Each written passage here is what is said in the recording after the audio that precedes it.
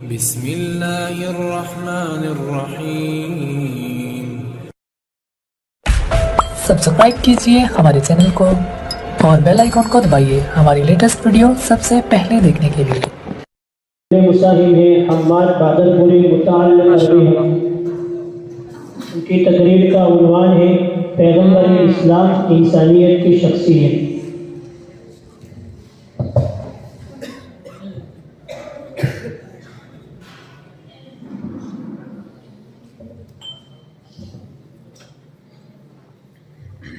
نحمده ونصلي على رسوله الكريم أما بعد فأعوذ بالله من الشيطان الرجيم بسم الله الرحمن الرحيم لعلك باقع نفسك على آثارهم صدق الله العظيم۔ ہو لاکھوں سلام اس آقا پر، دل لاکھوں جس نے جوڑ دیے، دنیا کو دیا پیغام سکون، انسانوں کے رخ موڑ دیے۔ اس محسن اعظم نے انسان کیا کیا دیا ہے عالم کو، دستور دیا، منشور دیا، کئی راہیں دی، کئی موڑ دیے۔ جناب صدر اللہ کے صدر کرام، سامعین کرام، 6 صدی عیسوی میں خالق کائنات کی اس طویل و عریض سرزمین پر ایک ایسی دنیا آباد تھی جہاں ظلم و ستم کے آتش فشاں پہاڑوں سے مکروب و مظلوم انسانوں پر وحشت و بربریت کی شعلہ فشانی کا ایک لامتناہی سلسلہ قائم تھا۔ بہتے چشمے اور تلاطم خیز دریاؤں کی سطح تموج پر درندگی اور بہمیت کی شکار سینکڑوں انسانی کھوپڑیاں تیرتی نظر آ رہی تھی۔ شراب و کباب کی ایسی محفلیں قائم تھی جہاں ڈھول تاشے اور سارنگی کی آوازیں سناٹوں کو چیر کر خاموشی کا منہ نوچ رہی تھی۔ چاند کی پر رونق چاندنی میں عریانیت سے بھرپور حسیناؤں اور خوبصورت دوشیزاؤں کی ہوش و بانگڈالیوں سے پوری کی پوری مجلسیں بدمست رہا کرتی تھی۔ شیر خوار بچیوں اور معصوم دوشیزاؤں کو صرف لڑکی ہونے کی پاداش میں سینکڑوں من مٹی کے نیچے دبا دینا جہالت کی تاریکی میں ڈوبے انسانوں کا شب و روز مشغلہ بن چکا تھا۔ زینا کو ایک سامان تفریح سمجھ کر زندگی کا جزو لا ينفک شمار کرنا اور عیش و عشرت و نفس پروری ہی وہاں کی تہذیب کا اصل عنصر تھا۔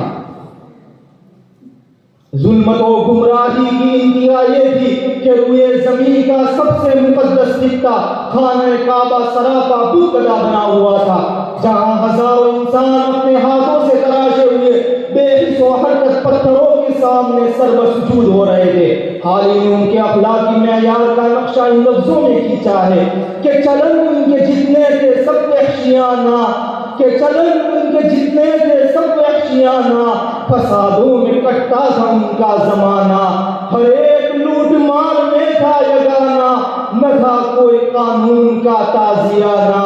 وہ تھے قتل و غارت میں چالاک ایسے، درندے وہ جنگل میں بے باک جیسے۔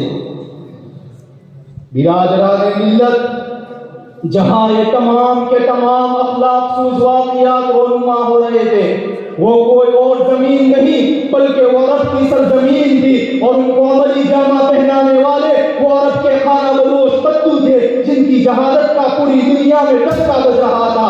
جہاں ایک طرف اخلاق و زوال کا یہ عالم تھا تو وہاں دوسری طرف پورا عالم خالق کے کون و مکان سے اپنا رشتہ توڑ چکا تھا، حتیٰ کہ روئے زمین کا سب سے مقدس خطہ خانہ کعبہ سراپا بت کدہ بنا ہوا تھا۔ بے وقوفی کی انتہا تو یہ تھی کہ خود اپنے ہاتھوں سے تراشے ہوئے پتھروں کو اپنا معبود بنا رکھا تھا۔ جب اس سے بھی ان کا پیٹ نہیں بھرا تو انہوں نے دریاؤں کی موجوں کو خدا سمجھا، تو کبھی انہیں پہاڑوں کی چاہ و جلال میں بھگوان نظر آیا۔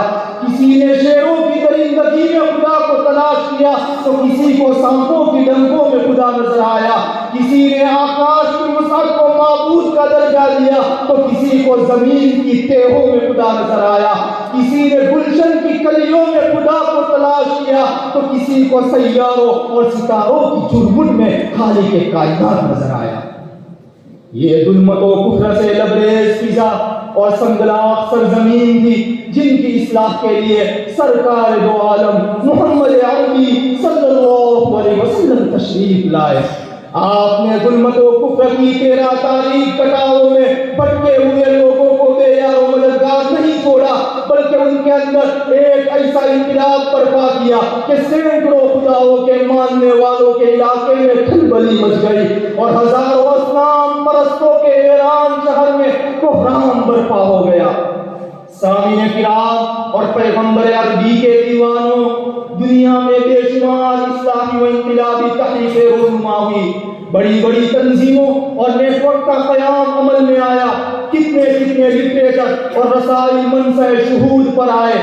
کوئی بھی تحریک، کوئی بھی تنظیم ایسی نہیں جس نے انسانوں کو اوپر سے لے کر نیچے تک، دائیں سے لے کر بائیں تک مکمل طور پر بدل ڈالا ہو. انقلاب اگر برپا کیا ہے تو صرف محمد عربی نے تغیر پیدا کیا ہے، تو آمینہ کے لال سرور کونین نے نظام بدلا ہے، تو عبداللہ کے جگر کے پارے نے اور مزاج بدلا ہے، تو عبد المطلب کی آنکھوں کے تارے ہیں. کیسا انقلاب، کیسا بدلاؤ اور کیسا تغیر. ارے وہ انقلاب جسے نہ نوح کی شجاعت اور ابراہیم کی دوستی برپا کر سکی، وہ تغیر جسے نہ صالح کی فصاحت اور ابراہیم کی دوستی برپا کر سکی، وہ بدلاؤ جسے نہ موسیٰ کی سختی اور ایوب کا صبر ساتھ میں لا سکا، وہ انقلاب جسے نہ اسماعیل کی زبان اور اسحاق کی رضا، یونس کی طاعت اور یوشع کا جہاد برپا کر سکا.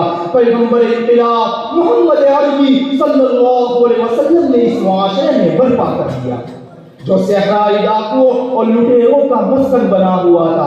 ارے کون بدلا؟ عمر جیسا میقار بدلا، کعب بن مالک جیسا بے خبر انسان بدلا، مصعب بن نمیر جیسا خوبرو عیاش نوجوان بدلا، غرض لے کے خوریزی اور وحشت و بربری جن کا مشغلہ تھا، ڈاکہ زنی اور قتل و غارت کی جن کا پیشہ تھا، شراب نوشی، عصمت دری اور قمار بازی جن کا شوق تھا، صحبت نبوی نے ان کی زندگی کی دھارا بدل دی.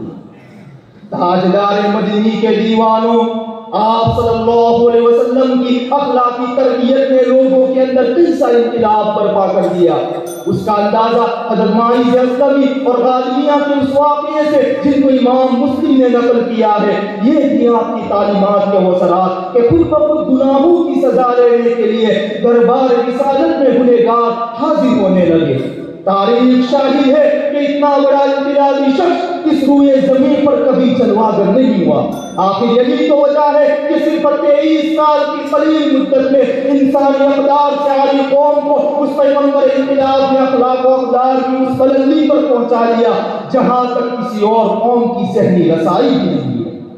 ارباب نظر کو کوئی ایسا نہ ملے گا کہ ارباب نظر کو کوئی ایسا نہ ملے گا، بندے تو ملیں گے مگر آقا نہ ملے گا.